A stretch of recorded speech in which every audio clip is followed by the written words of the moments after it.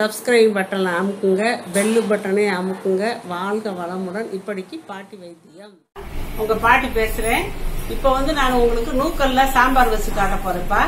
நூக்கல்னா அது ஒரு வகை காய்தாப்பா, இங்கிலீஷ் காய்ன்னு சொல்லுவாங்க. இது ரொம்ப உடம்புக்கு நல்லது, பிரஷர்காரவங்களுக்கெல்லாம் ரொம்ப நல்லது. இதை இடிச்சு சாறு கூட குடிப்பாங்கப்பா. மிக்சியில போட்டு அரைச்சு சாரா குடிப்பாங்க. இதுல நம்ம கூட்டு வைக்கலாம், கறி குழம்புல போடலாம், கறியும் இதையும் போட்டு குழம்பு வைக்கலாம், குருமால வைக்கலாம். இப்படிலாம் இது பல வகையா செய்யலாம். அந்த கலந்த சாதம், அந்த வெஜிடபிள் பிரியாணி செய்யணும், அதுல இதை நறுக்கி போடலாம், சூப்பரா இருக்கும். இப்போ இந்த மாதிரி நூக்கெல்லாம் இந்த நறுக்கி வச்சிருக்கேப்பா. இதே மாதிரி 3 தான் நறுக்கி வச்சிருக்கேன் சாம்பாருக்கு.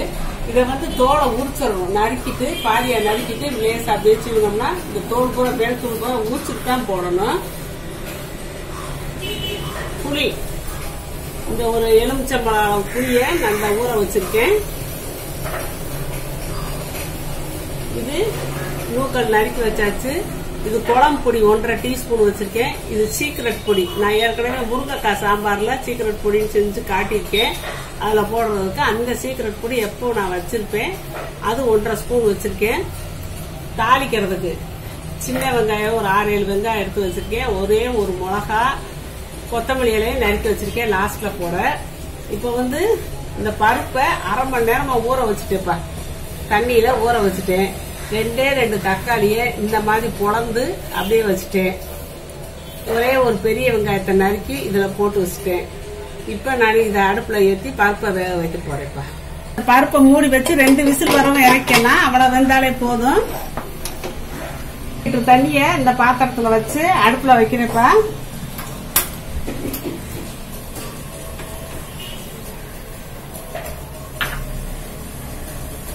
இந்த நூக்கல் கிழங்க உள்ள போட்டுடலாம்.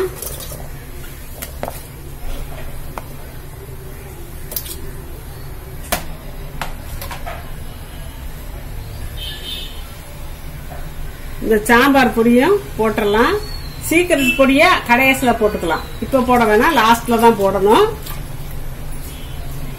உப்பு தேவையான அளவு உப்பு போட்டுக்கலாம். தேவையான அளவு உப்பு போட்டிருக்கேன். அப்புறம் பார்த்துக்கிட்டு வேணா போட்டுக்கலாம். மூடி வச்சிடலாம்ப்பா, வேகட்டும். இது பருப்புக்கு ஆவி வரவும் வெயிட் போட்டுடலாம். இன்னும் ஆவி வரவும் நம்ம வெயிட் போட்டுடலாம். லேசா வருது, இப்ப வெயிட்ட போட்டுறேன். 2 விசில் வரவும் ஆஃப் பண்ணிடலாம். 2 விசில் போயிடுச்சுப்பா. வெங்காயம், தக்காளி எல்லாம் பருப்பெல்லாம் ஒண்ணு போல குழஞ்சு வெந்துருச்சு. இதை நம்ம தக்காளியை நல்லா நசுக்கி விட்டுக்கலாம். சீக்ரெட் பொடியும் பச்சை மிளகாய் 1 நறுக்கி வச்சிருக்கேன்.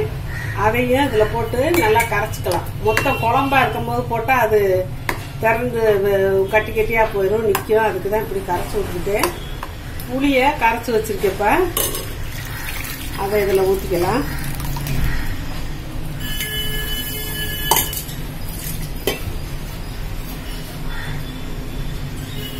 இப்ப நம்மளுக்கு காய் வெந்திருக்கும். காய் வெந்திருக்கும். ரொம்ப நேரம் ஆயிடுச்சு. இந்த நல்லா நசுங்குதுப்பா, வெந்துருச்சு.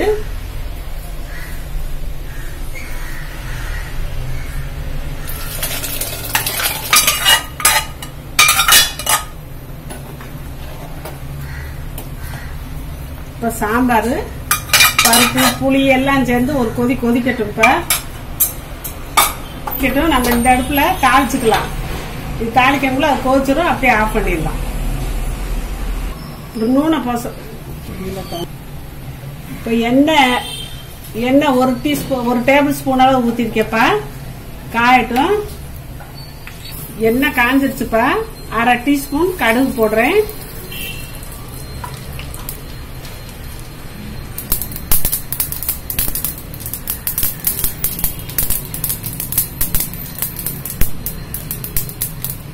கடுகு வெடிச்சிருச்சு. 1/2 டீஸ்பூன் உளுந்து போடுறேன்.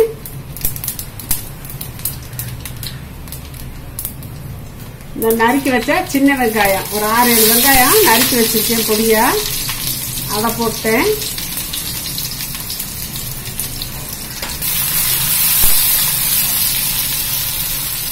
இப்போ பெருங்காயம் வந்து ஒரு 1/2 டீஸ்பூன் போட்டுக்கலாம்ப்பா.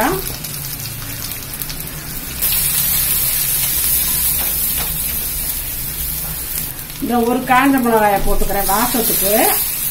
அந்த காரமே சரியா போயிடும். இது வந்து ஒரு மிளகா போட்டோம்னா அந்த மிளகா வாசம், காஞ்ச மிளகா வாசம் சூப்பரா இருக்கும். அதுக்கு போட்டிருக்கேன். கருவேப்பிலையும் போட்டாச்சு. வெங்காயம் நல்லா செவந்து வதங்கணும். அதுல கொஞ்சம் உப்பு போட்டோம்னா கூட சீக்கிரமா வதங்கிடும். சாம்பார்ல கொஞ்சம் கம்மியாவே உப்பு போட்டிருக்கேன். அந்த அட்ஜஸ்ட் பண்றதுக்கு இதுல உப்பு போட்டாச்சு. போட்டா கொஞ்சம் சீக்கிரமா செவக்கும். வெங்காயம் செவக்கா நம்ம வதக்கி போட்டோம்னா சாம்பார் கூட கூட நம்ம சாப்பிடும் போது அந்த வெங்காயம் வரும். அப்ப ரொம்ப டேஸ்டா வாசம், அந்த வாசம் நல்லா இருக்கும். இப்ப நல்லா செவந்துருச்சு. அடுப்பை ஆஃப் பண்ணிக்கலாம். இந்த சாம்பாரும் நல்லா கொதிச்சிருச்சு.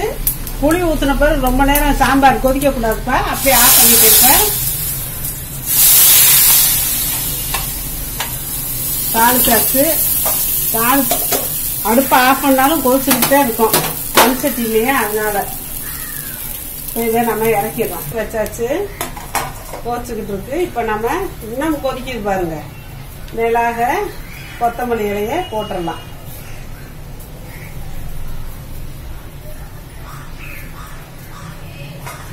கம்ம கம்ம கம்மனு நூக்கல் சாம்பார் ரெடி ஆயிடுச்சுப்பா. கொஞ்ச நேரம் மூடி வைக்கிறேன்.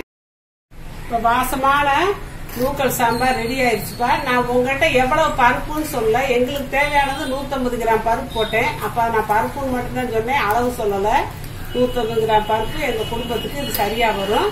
உங்க தேவையான அளவு பருப்பு போட்டு அதுக்கு தகுந்த மாதிரி மிளகா, புளி எது வேணுமோ நல்லபடியா சேர்த்துக்கோங்க. இதுதான் மெத்தடு. ரொம்ப சூப்பரா இருக்கும். சீக்ரெட் சாம்பார் பொடி. நீங்க முருங்கைக்காய் சாம்பார் பொடியை பார்த்து, முருங்கைக்காய் சாம்பார் நான் போட்டிருக்கேன், அதுல செஞ்சு காட்டியிருக்கேன். அதை எப்பவுமே செஞ்சு வீட்டுல வச்சுக்கோங்க. கொஞ்சம் கொஞ்சம் சாம்பார் செய்யறப்ப போட்டோம்னா ரொம்ப டேஸ்டா இருக்கும்ப்பா. இறக்க போகும்போது போடணும். இப்ப இதை மூடி வச்சிடலாம். நூக்கல் வந்து நம்மளுக்கு எப்பவும் கிடைக்காது. இந்த ஜனவரி லாஸ்ட், பிப்ரவரி இந்த சமயத்துல கிடைக்கிறது ரொம்ப டேஸ்டா இருக்கும். மற்ற நாள்ல வாங்கினீங்கன்னா உங்களுக்கு கட்டையா இருக்கும். இப்ப நூக்கல் கிடைச்சா இதுதான் சீசன்.